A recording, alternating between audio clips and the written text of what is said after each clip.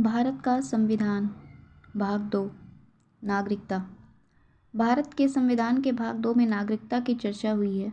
राज्य के दो तत्व होते हैं, एक तो राज्य क्षेत्र जो भौतिक साधन स्रोत होता है और दूसरा उस राज्य क्षेत्र में निवास करने वाला मानव समुदाय। इन निवासी व्यक्तियों को मिलाकर राज्य बनता है। जो जनसंख्या राज्य में होती है उसमें 3 प्रकार के व्यक्ति हो सकते हैं। पहले वो जिन्हें हम नागरिक कहते हैं। ये वे व्यक्ति होते हैं जो राज्य के पूर्ण सदस्य हैं और राज्य के प्रति निष्ठा रखते हैं।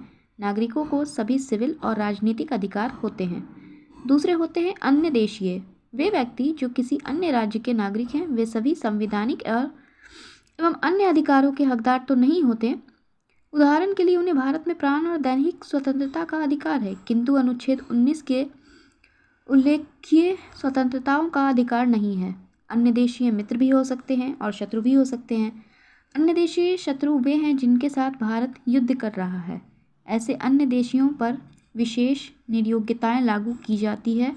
उन्हें अनुच्छेद 22 का लाभ उठाने का भी अधिकार नहीं है।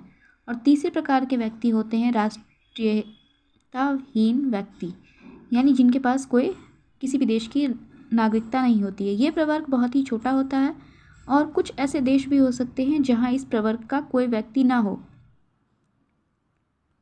ये ऐसे व्यक्ति हैं जो किसी देश के नागरिक नहीं हैं। इन्हें वही अधिकार है जो अन्य देशियों व्यक्ति के होते हैं।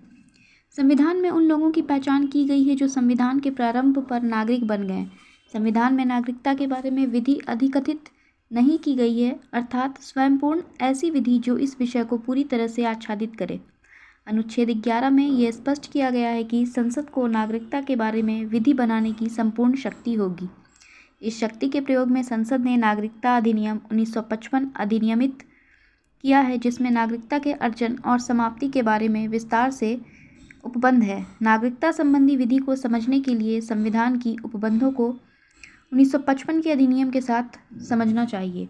संविधान के अधीन नागरिकों को निम्नलिखित अधिकार हैं जो अन्य देशियों को उपलब्ध नहीं हैं। पहला, वे मूल अधिकार जो केवल नागरिकों को प्रदान किए गए हैं।